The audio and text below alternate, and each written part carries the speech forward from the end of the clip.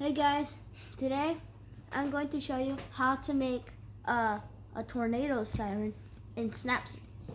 First, you will need like 4 threes, but I didn't have much threes, so I put two twos and one. And you will also need a siren and 2 jumper wires with slide switch.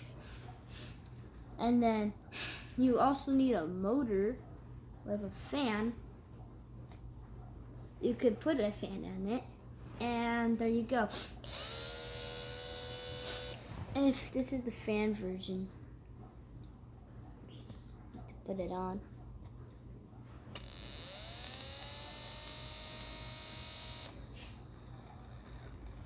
And there you go.